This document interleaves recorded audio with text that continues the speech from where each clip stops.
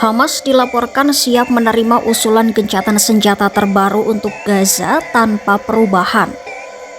Kabar itu muncul dari laporan surat kabar Ashar Al-Awsat yang mengutip sejumlah sumber. Menurut sumber tersebut, delegasi Hamas yang dipimpin Khalil Al-Hayya menyampaikan kepada mediator Qatar dan Mesir bahwa mereka sepakat kembali pada proposal gencatan senjata 60 hari. Usulan itu mencakup penempatan kembali pasukan Israel serta pembebasan 10 sandera hidup dari Gaza. Ya, Hamas kali ini disebut menolak melakukan amandemen tambahan yang sebelumnya diajukan sayap bersenjatanya, termasuk soal penarikan penuh pasukan Israel dan pembebasan tahanan Palestina dalam jumlah besar. Sikap baru Hamas itu diduga berkaitan dengan kekhawatiran atas rencana Israel menguasai sepenuhnya Gaza dan menggusur warganya. Ya, sumber diplomatik Israel dan Arab juga menyebut Hamas kali ini terlihat bersedia melunakkan sebagian tuntutan yang sebelumnya membuat perundingan buntu. Namun kesenjangan tetap besar, terutama soal pelucutan senjata Hamas. Israel mensyaratkan pelucutan penuh dan demilitarisasi Gaza sebagai bagian dari kesepakatan akhir.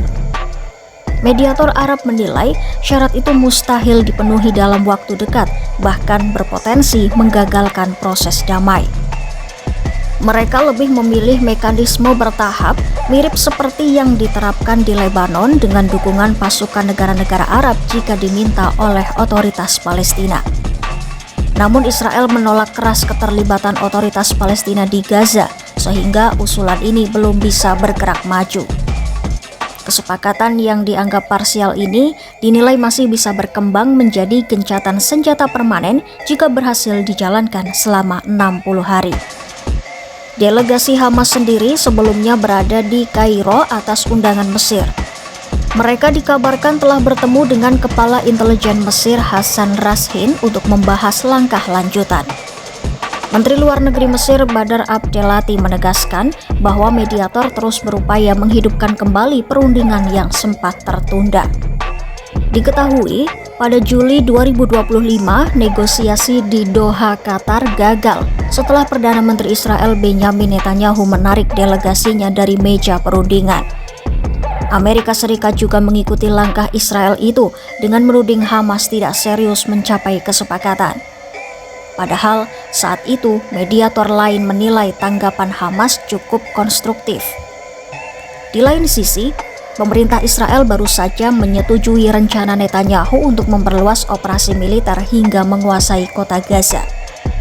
Sementara itu, dari total 251 orang yang diculik pada serangan 7 Oktober 2023, kini tersisa 49 orang di Gaza.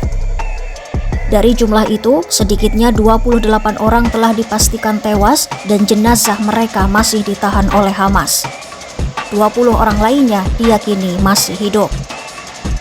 Namun, ada kekhawatiran serius terhadap keselamatan 2 sandera lain yang kondisinya tidak diketahui dengan pasti. Selain itu, Hamas juga masih menahan jenazah seorang tentara pasukan pertahanan Israel atau IDF yang tewas dalam pertempuran di Gaza pada tahun 2014. Data itu pun kembali menegaskan betapa mendesaknya upaya pembebasan sandera di tengah perundingan gencatan senjata yang hingga kini belum menemui titik temu.